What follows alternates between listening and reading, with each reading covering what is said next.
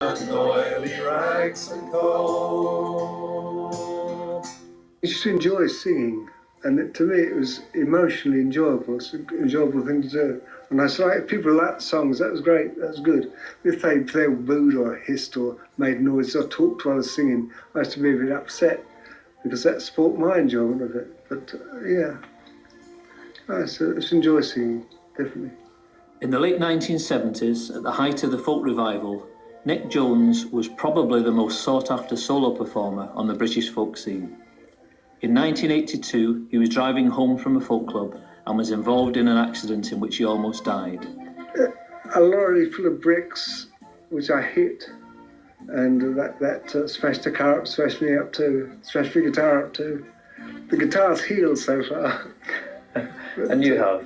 Oh, getting better. Yeah, getting there. What was interesting to me about that was the combination of the guitar and the voice. And what I used to try and do was, while I was singing, I wasn't thinking about the guitar. While I was playing the guitar, I wasn't thinking about singing either. So in a way, the accompaniments became automatic, but I could sing out of the rhythm in a different way. And so it didn't affect the song, and I could then interpret the song any way I wanted to. Julia, Nic's wife, nursed Nic through the first year he spent in intensive care. She was told to expect no improvement in Nic and to treat everything as a bonus. It is an understatement to say that Nic's accident led to a huge change for Julia and their two children. How did it affect them? Well, quite a bit. But I think more for the children, really, I suppose. It hit them at a very difficult time. You know, Nic was the bee's knees as far as they were concerned. I mean, they adored him, especially my daughter. I mean, people that remember seeing Helen around, she used to sort of be his shadow. Mm-hmm. I think she has a great sense of loss in some ways, that he's not quite the daddy she had. Whereas Joe, who was younger at the time of the accident and rejected Nic at the time of the accident, has become much more of a friend and is much more, he doesn't feel the same sense of loss. And he's great. I mean, they sit up there playing for hours and argue for hours over chords.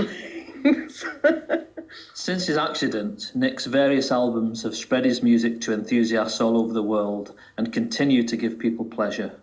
The knowledge that Nic has recovered well was a real thrill to me, and I'm sure will be good news to all those who know him. The story is still unfolding. This is me dreaming now, but as Nic is held in such high regard, perhaps in football parlance, a testimonial match would be possible. The list of artists who would happily credit Nic's influence would be a long one. As well as his own work, Nic was in demand as a session musician. His name appears on the credits of albums such as Maddie Pryor and June Tabor's classic Scylla Sisters album, and on Tony Hall's album Field Vole. Tony Hall returned the compliment working on Nic's Penguin Eggs album, which remains one of the all-time great albums of the revival. So to sum up then, a glittering career, a gift of music, and a happy family. It's been a pleasure to set the record straight. In the little dark engine room, where the chill seeps in your soul, how we huddled round